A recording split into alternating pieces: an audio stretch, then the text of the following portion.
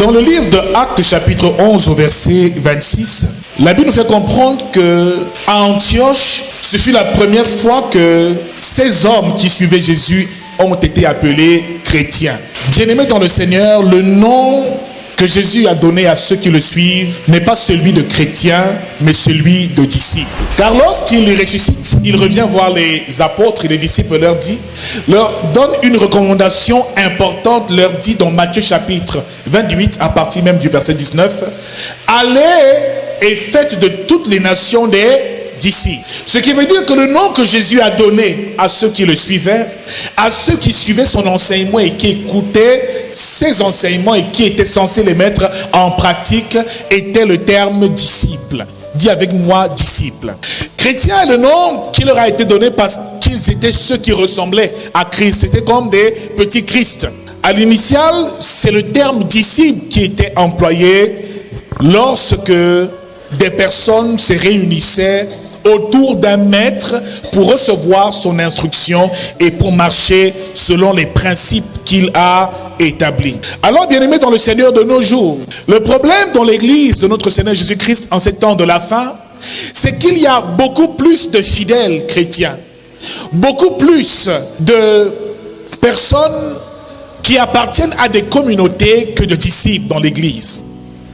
C'est pour ça que nous nous rendons bel et bien compte que la foi d'un grand nombre se refroidit, que la charité se refroidit et qu'il y a de moins en moins de miracles qui se produisent dans l'église. Voyez-vous, bien-aimés dans le Seigneur, après la mort de Jésus-Christ, la mission a continué et les apôtres ont continué à œuvrer.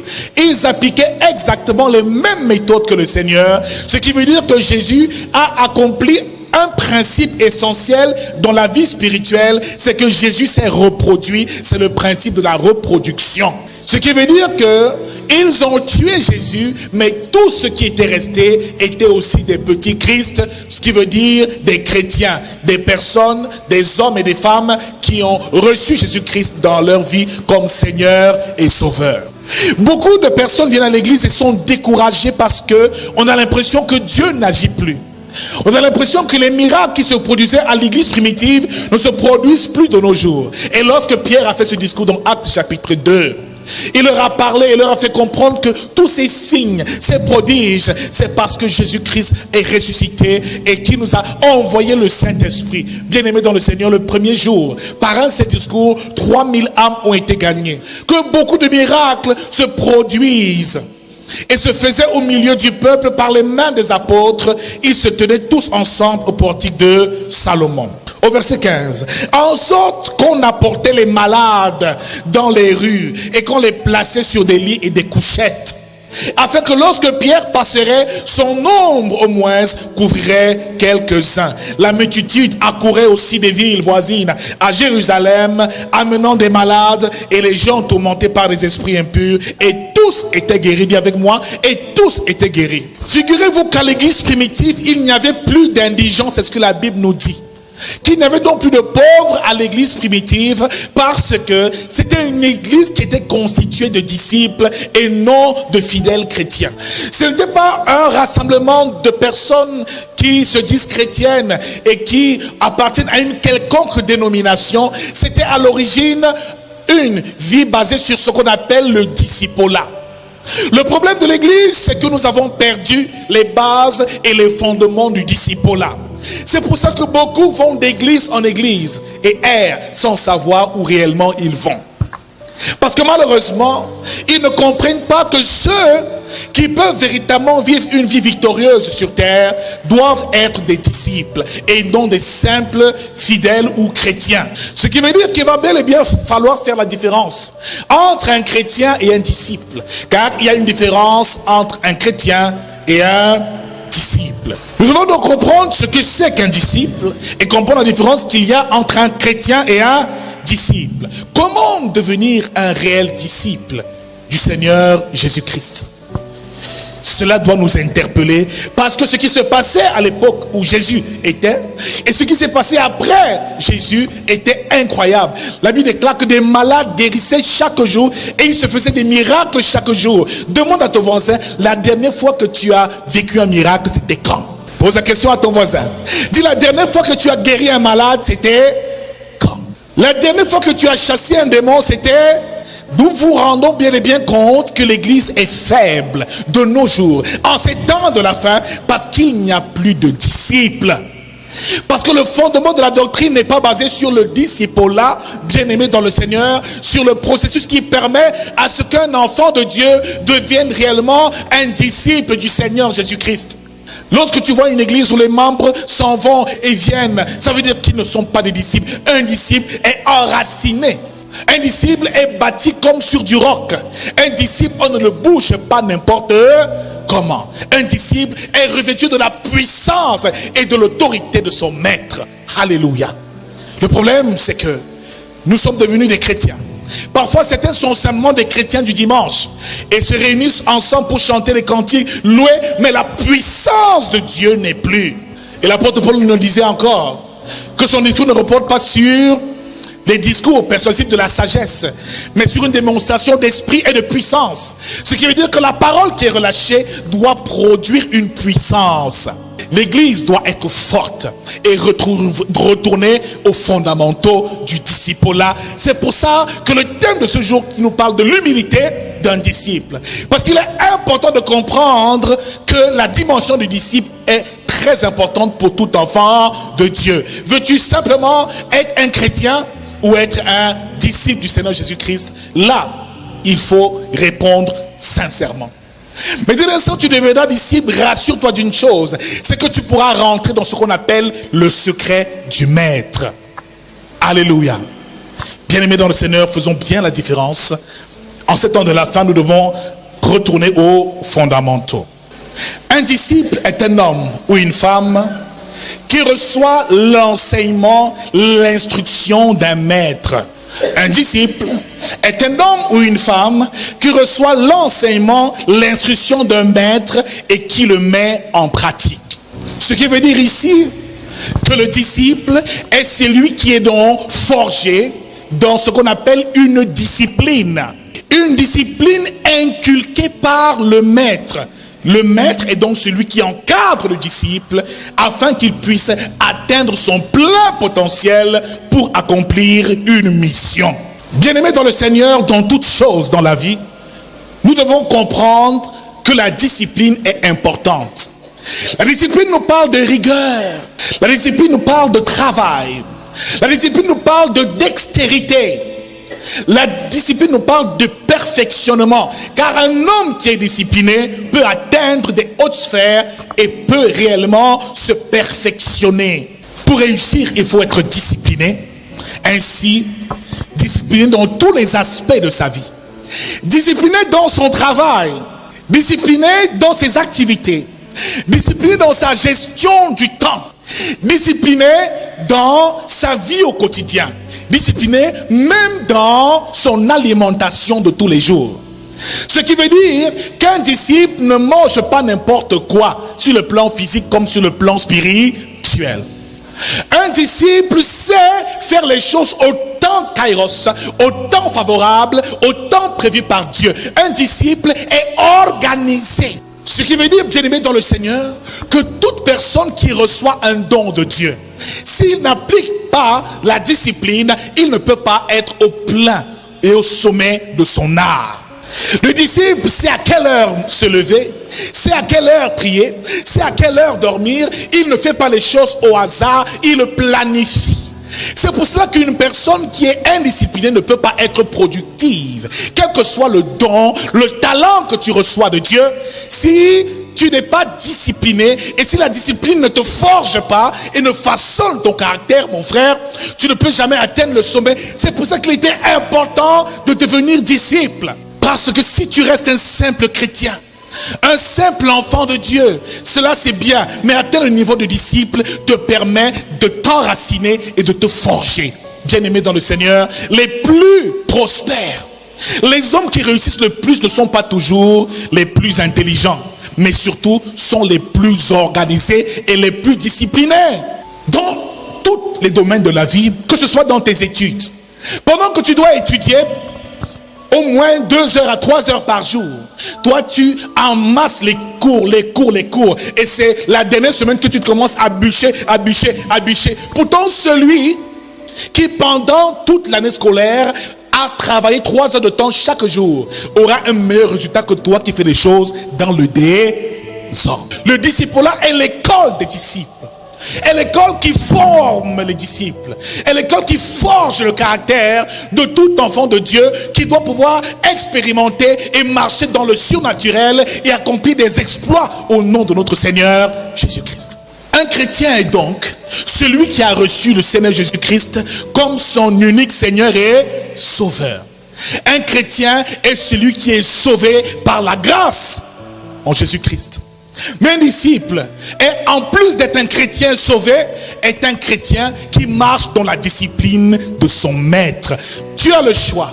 Jésus-Christ peut simplement être ton Dieu, celui qui t'a sauvé, mais il peut aussi être ton maître, celui qui t'instruit, qui te façonne et qui te guide dans le chemin. Quand tu deviendras ton disciple, tu pourras accomplir des exploits au nom de Jésus-Christ. Ce qui veut dire que pour être sauvé, tu peux être chrétien, c'est une bonne chose. Tous les chrétiens seront sauvés. Et nous sommes tous sauvés par la grâce au moyen de la foi en Jésus-Christ. Mais pour pouvoir accomplir des choses surnaturelles sur terre, faire descendre la toute puissance de Dieu sur terre, influencer le monde, c'est aux disciples que Jésus a parlé. Il dit, allez et faites de toutes les nations, pas d'une nation, pas d'un seul peuple, mais de toutes les nations des disciples. Et pour faire des disciples, il faut d'abord être un disciple. Il faut s'asseoir au pied du maître. Il faut recevoir son instruction et marcher comme il a marché. Il y a donc une différence de nos jours entre les chrétiens que nous sommes devenus et les disciples que nous sommes censés être. Alors, il est donc important de faire un choix. Le choix d'être un chrétien qui bénéficie seulement de son salut, mais qui sur terre ne peut pas exercer l'autorité de Dieu. Car cette autorité est réservée aux disciples. Je déclare au nom de Jésus-Christ que les disciples doivent voir le jour en ce lieu au nom de Jésus. Je déclare que nous serons des hommes et des femmes remplis de la puissance de Dieu. C'est pour cela que Nicodème et Joseph d'Arimathée étaient auprès de Jésus. Ils étaient sacrificateurs, mais ils venaient recevoir l'instruction du maître. C'est pour ça que Tabitha était une servante de l'Éternel, mais surtout une disciple du Seigneur Jésus-Christ. Il y avait des disciples qui le suivaient. Il est donc important de découvrir les principes du disciple-là pour pouvoir vivre une vie spirituelle épanouie. Pose la question à quelqu'un, es-tu seulement un enfant de Dieu ou es-tu un disciple du Seigneur Jésus-Christ? Actes chapitre 5, verset 12 au verset 16. C'était ça notre texte de base. Du verset 12, on disait, beaucoup de miracles et de prodiges se faisaient au milieu du peuple par les mains des apôtres. Et voyez-vous, un peu après le discours de Pierre, la Bible nous fait comprendre que Pierre et Jean ont été arrêtés et traduits devant le Sanhédrin, ce qui veut dire l'assemblée des sacrificateurs, qui était au nombre généralement de 71, qui étaient réunis, qui se réunissaient pour trancher des décisions importantes, généralement des décisions religieuses. La Bible nous fait comprendre que Pierre, après son discours et après ces hommes qu'il a gagnés, 3000, a été traduit devant le Sanhédrin, au tribunal.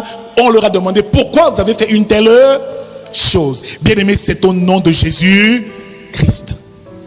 La chose qui peut te permettre de gagner 3000 âmes d'un coup, c'est que tu puisse atteindre le niveau de disciple. Parce que Jésus, les foules le suivaient et il accomplissait des choses incroyables. Bien-aimés, ils ont par la suite été enfermés, mis en prison. Et la Bible déclare qu'ils ont été sauvés miraculeusement. Et là, nous sommes dans Actes, chapitre 5, à partir même du verset 17. Qu'ils ont été traduits en prison. Et la Bible déclare qu'un ange est venu les sortir de la prison. Bien-aimé, quand tu es un disciple, l'ange du Seigneur t'accompagne partout. Plus loin, Paul et Silas dans la prison se sont mis à chanter, à louer Dieu. Les verrous se sont effondrés.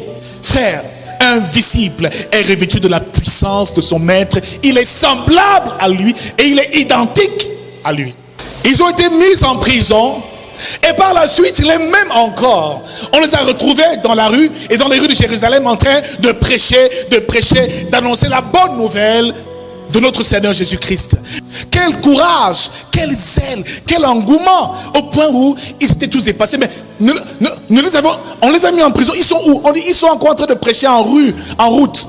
Ils résistaient aux coups, aux fouets, aux blessures, aux injures. Ils étaient prêts à se sacrifier pour la gloire de Dieu. Bien-aimé, de nos jours, qui est prêt à se sacrifier pour la cause de Jésus? On vit une spiritualité à l'aise, sans pression. Une spiritualité bonbon, comme on l'appelle souvent. On prie quand on veut, on sert quand on veut, on prêche quand on veut, et on ne met que ses beaux habits pour venir à l'église. Bien aimé, on a perdu le sens missionnaire parce que les fondements du discipulat ne sont pas établis dans nos vies. Ils ont été battus de verge, c'est ce que la Bible nous dit. Battus de verge, relâchés. Parce qu'un homme, Gamaliel, qui était sacrificateur, a parlé et a fait ce qu'on appelle un discours de sagesse. Et Gamaliel, souvenez-vous que Paul a même étudié auprès de Gamaliel. C'était un sacrificateur qui avait une connaissance approfondie, aiguisée des Saintes Écritures. Parce qu'il dit à ces hommes, ces pharisiens, de cesser de persécuter ces gens. Et au verset 34 de Actes chapitre 5, mais un pharisien nommé Gamaliel, docteur de la loi, estimé de tout le peuple, se leva dans le Sanhédrin et ordonna de faire sortir un instant les apôtres. Puis il leur dit: hommes israélites, prenez garde à ce que vous allez faire à l'égard de ces gens. Car il y a eu, pendant longtemps, que parut Tédas, qui se donnait pour cela quelque chose, et auquel se rallièrent environ 400 hommes. Il fut tué. Et tous ceux qui l'avaient suivi furent mis en déroute et réduit à rien. Après lui parut Judas le Galiléen à l'époque du recensement, et il attira du monde à son parti. Il périt ainsi, et tous ceux qui l'avaient suivi furent dispersés. Ce qui veut dire qu'il n'y avait pas que Jésus qui avait reçu une grande révélation. Il y a eu à cette période des illuminés qui eux aussi ont eu à faire des disciples et ont eu des partis. Donc le ministère de Jésus fonctionnait un peu plus comme une école de mystère.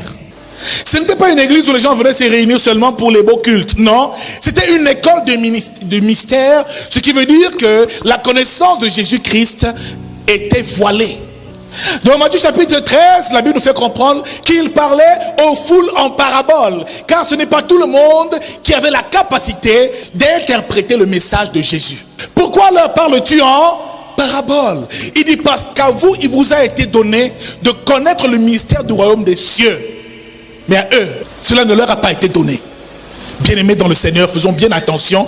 Il y avait donc un niveau dans l'enseignement de Jésus. Donc plus on était proche du Maître, plus le Seigneur nous révélait un certain nombre de choses importantes. Alors il parlait aux disciples et leur expliquait les choses en profondeur, mais pour la foule, c'était en parabole. Frère, c'était un enseignement voilé.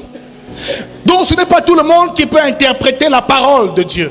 Ce n'est pas parce que tu as fait théologie que tu peux interpréter la parole de Dieu et entrer dans la pensée de Dieu. Pour cela, il faut être un disciple et être assis aux pieds du Maître. Alors Gamaliel leur dit de libérer ces hommes. Ne vous occupez plus de ces hommes et laissez-les aller. Au verset 38 de Actes chapitre 5. Et il dit, ou si cette œuvre vient des hommes, elle se détruira. Mais si elle vient de Dieu, vous ne pourrez la détruire. Ne courez pas le risque d'avoir combattu contre Dieu. Ce discours de Gamaliel était profond. Parce qu'il a fait comprendre à ces sacrificateurs révoltés, enragés. Car dans Acte 24, la Bible nous parle de la secte des Nazaréens. Ce qui veut dire qu'il disait que Paul était le chef de la secte des Nazaréens. Donc c'était un peu comme une secte où l'enseignement était secret. Il y avait donc une hiérarchie, il y avait donc ce qu'on appelle un voile mis à chaque niveau dans l'instruction que Jésus donnait. Et là, Gamaliel a laissé que ces hommes partent. Ils ont donc continué à œuvrer, mais ils allaient de gloire en gloire. Bien-aimé dans le Seigneur, pose encore la question à quelqu'un: veux-tu être un disciple du Seigneur Jésus-Christ? Alors le Maître a pour rôle d'encadrer le disciple et de le forger, d'aiguiser effectivement sa connaissance et de lui permettre au disciple d'atteindre son plein potentiel. Nous allons nous ce matin comprendre les principes du discipulat. Parce que l'Église doit entrer dans cette révélation en ces temps de la fin. Comprendre quels sont les principes du discipulat et comprendre les qualités d'un disciple par la suite nous permettront effectivement d'accomplir un certain nombre de choses et de nous élever sur le plan spirituel. Comprendre les principes du discipolat. Ce sont des principes spirituels. Ce sont des principes voilés aux yeux des hommes ordinaires, de ceux qui ne peuvent pas comprendre la connaissance des mystères cachés de tous les âges, que Dieu par son esprit révèle aux saints en ce jour. Comprendre les principes du discipolat. Nous allons voir ce matin le premier principe. Le premier principe du discipolat, c'est le suivant. Lorsque le disciple est prêt, le maître vient à lui. Premier principe spirituel. Lorsque le disciple est prêt, le maître vient à lui. Dans Matthieu chapitre 4, au verset 19, Jésus dit à Pierre, à Jean, à Jacques, les fils de Zébédée, laissez vos barques, suivez-moi, je ferai de vous des pêcheurs d'hommes. Dans Actes chapitre 9, Jésus rencontre Paul sur le chemin de Damas, et c'est à ce moment-là que la vie de Paul a totalement changé et a été transformée par une rencontre surnaturelle. Dans ces deux cas de figure, Pierre, Jean et Jacques étaient en train de vaquer à leurs occupations et ils étaient en train de faire la pêche. La Bible déclare que Jésus est allé à leur rencontre. Bien-aimé, comme il est allé à la rencontre de Pierre, de Jean et de Jacques, il est aussi allé à la rencontre de Paul sur le chemin de Damas, qui était en train de persécuter l'église. C'est à ce moment-là que Christ l'a rencontré. Bien-aimé dans le Seigneur, ce n'est pas toi qui vas vers Jésus, mais c'est Jésus qui te rencontre. Pour qu'il te rencontre, il faut donc que tu sois bien disposé, que tu sois prêt, que tu aies les dispositions qu'il faut pour qu'il vienne à ta rencontre. Mon frère, le problème, c'est que nous allons vers Jésus, mais nous ne laissons pas Jésus venir à notre rencontre. Nous pouvons avoir entendu parler de Jésus, de son enseignement, mais est-ce que Jésus nous a réellement rencontrés? Les hommes qu'il a rencontrés, leur vie a totalement changé. Jean, sa vie a changé. Jacques, le fils de Zébédée, le second, a changé. Pierre, sa vie a changé. Nathanaël, sa vie a changé. Ils ne sont plus restés les mêmes. À ce moment-là, c'est une nouvelle ère, un nouveau règne qui a commencé dans leur vie. Paul, à ce moment, il est devenu aveugle. Et un disciple, Ananias, est venu lui imposer les mains sous l'instruction de Jésus. Ananias dit, mais Seigneur, cet homme persécute l'église.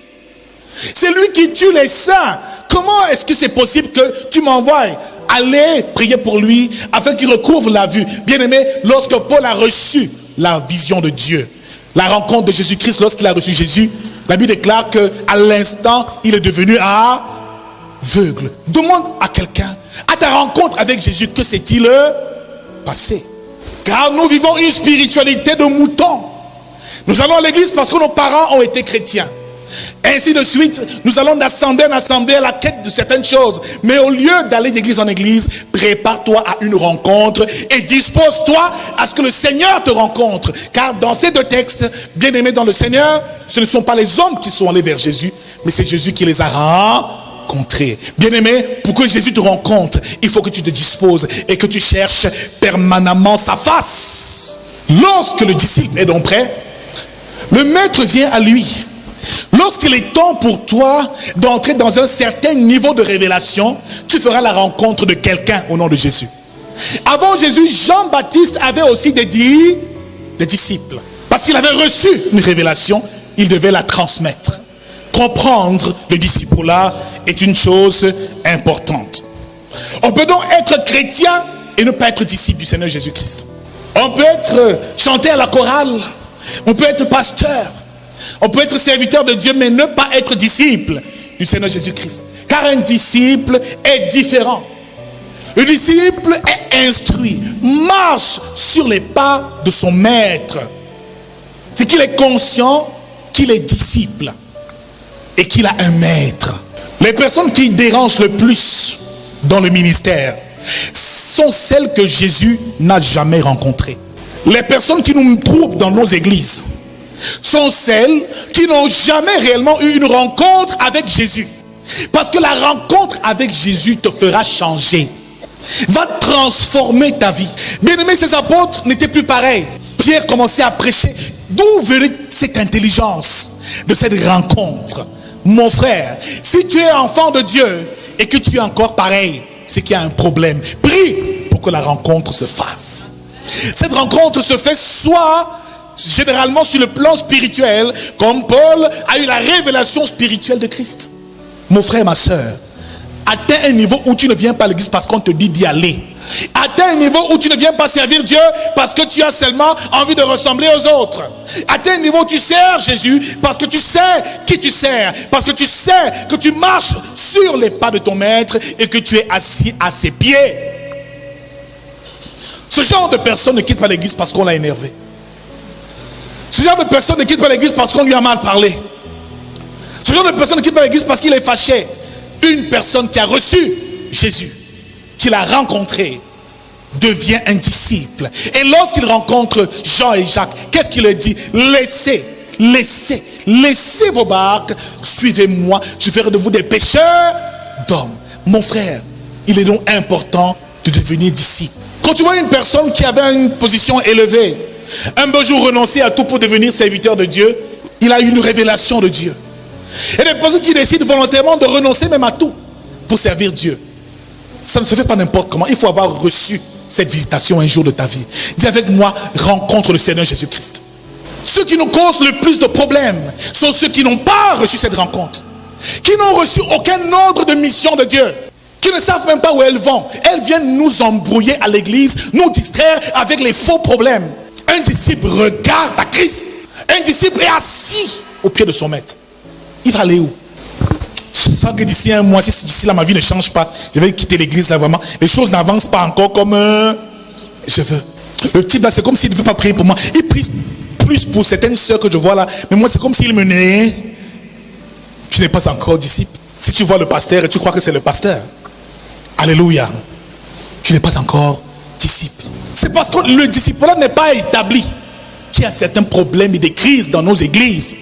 Les gens disparaissent, partent de l'église comme ils veulent, s'en vont, servent comme ils veulent, ils font comme ils veulent, parce qu'ils ne sont pas des disciples. Faites attention, il y a une différence